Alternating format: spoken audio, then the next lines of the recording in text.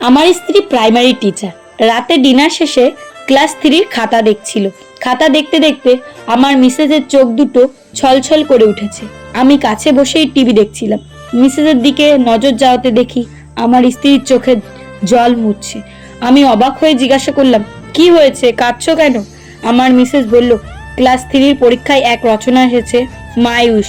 তো কাদার কি হলো?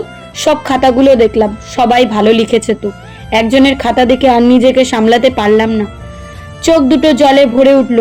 আচ্ছা বলো, কি হয়েছে এই বেবির? মিসেস রচনা পড়তে শুরু করলো। আমার ইচ্ছা আমি স্মার্টফোন হব। আমার বাবা মা স্মার্টফোন খুব ভালোবাসে, কিন্তু আমায় ভালোবাসে না। যেখানে যায় আমার বাবা তার স্মার্টফোন সঙ্গে করে নিয়ে যায়, কিন্তু আমাকে সঙ্গে করে নিয়ে যায় না।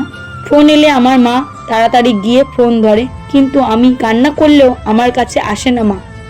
আমার বাবা স্মার্টফোনে গেম খেলে, কিন্তু আমার সঙ্গে খেলে না। আমি বাবাকে বলি, আমার একটু কোলে নাও না বাবা, কিন্তু বাবা আমায় কোলে নেয় না। স্মার্টফোনটাই সব সময় বাবার কোলে থাকে। মাকে গিয়ে বলি, মা মা চলো না, আমার সাথে একটু খেলবে। কিন্তু আমার মা আমার উপর রেগে গিয়ে বলে, দেখতে পাচ্ছিস না আমি এখন তোর মামার সঙ্গে চ্যাটে কথা বলছি। আমার বাবা মা রোজ স্মার্টফোনটাকে যত্ন করে, মোছামুছি করে, কিন্তু আমার একটুও আদর করে না।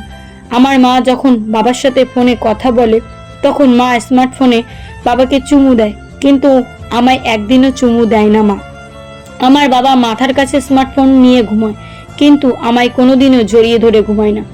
আমার মা রোজ 4-5 বার স্মার্টফোনটাকে চার্জে দেয়, কিন্তু মাঝে মাঝে আমার খাবার দিতে ভুলে যায় মা। কিন্তু স্মার্টফোনটিকে চার্জে দিতে ভোলে না আমার মা। তাই আমি স্মার্টফোন হব। আমার ইচ্ছা স্মার্টফোন হয়ে বাবা মার সঙ্গে সবসময় থাকতে চাই। স্ত্রীর মুখে লেখাটি শোনার পর আমি খুবই ইমোশনাল হয়ে জিজ্ঞাসা করলাম, কে লিখেছে এই রচনাটি? আমাদের সন্তান। আমি স্তব্ধ হয়ে বসেই রইলাম কিছুক্ষণ। অনেক কিছু ভেবেছি। আমার আর আমার স্ত্রীর চোখে জলের ধারা নামতে শুরু করলো তখন। তো ভিডিওটা কেমন লাগলো? আর এই গল্পটা কিন্তু আমার লেখাও না, তো আমি শুধু একটু তোমাদের সঙ্গে পড়ে শোনালাম। এখনকার বেবিদের কিন্তু অনেক সুন্দরভাবে হ্যান্ডেল করতে হয়। আমরা যেভাবে স্মার্টফোনে আসক্ত হয়ে আছি, সত্যি মাঝে মধ্যে আমাদের খুব খারাপ লাগে।